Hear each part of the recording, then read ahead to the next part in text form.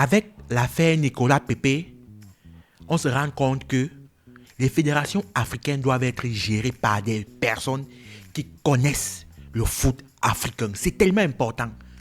Je dis bien chaque fédération africaine. Parce que même jusqu'à présent, moi, je ne suis pas un Ivoirien, mais je n'arrive pas à comprendre sur quelle base le président de la FIFA a été nommé par rapport à Didier Drogba, qui est une légende.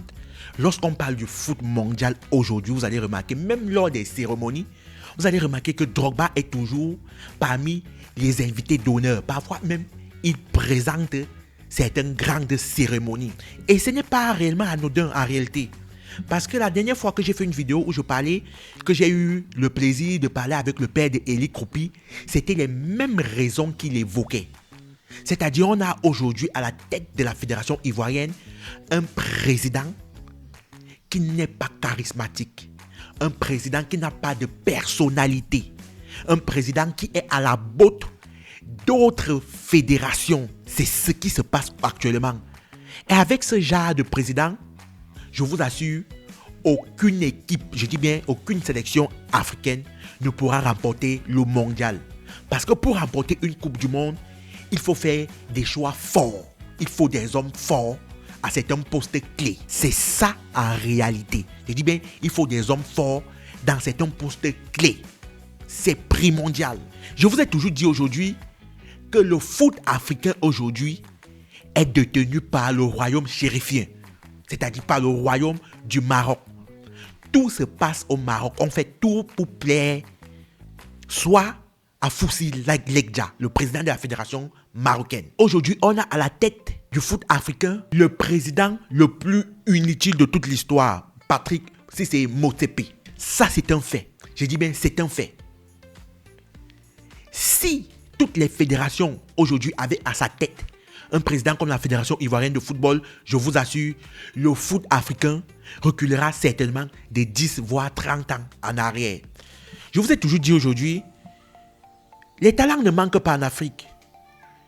Les joueurs, vraiment les bins qui sont à l'extérieur, veulent venir jouer pour leur pays respectif. Mais il y a ce qu'on appelle une manière, une opération séduction. Non, laissez-moi vous dire non, quand tu aimes ton pays, toi-même tu pars, tu fais tout pour jouer pour ton pays. Non. Moi je suis Camerounais. Mais à une époque, Mbappé avait approché la sélection. Mbappé a dit une fois qu'on a demandé une somme d'argent. Comme ça, vous imaginez combien de jeunes qui vont se dire non, que comme ça, non, mieux je ne pars pas là-bas. Juste avec cette affaire de Nicolas Pepe, il y a certains grands joueurs d'ailleurs là qui n'ont pas encore choisi leur nationalité, que ce soit les Boni, que ce soit les machins. Non, comme ça, il va se dire non. Si déjà on fait comme ça avec un joueur qui a joué depuis les U17, qui a représenté ce pays, combien de fois moi, mieux vaut opter pour la France. C'est ce qui est. Laissez-moi vous dire, ce n'est pas cette histoire que vous avez dit, non, il n'est pas patriote, il n'aime pas son pays. Ça n'a totalement rien à voir. Vous pensez que dans une grande sélection, vous pensez que même une déclaration qu'un joueur comme Nicolas Pepe a fait, vous pensez réellement que les Marocains auraient pu par exemple mettre un Ibrahim Diaz de côté ou bien un Hakimi de côté parce qu'il a dit une blague ou bien quoi que ce soit? Impossible. Impossible, ça n'existe nulle part. Mais lorsqu'on veut faire plaisir, lorsqu'on a la botte de certaines personnes, on se comporte exactement comme le président de la Fédération de football ivoirienne. C'est ce qui en est.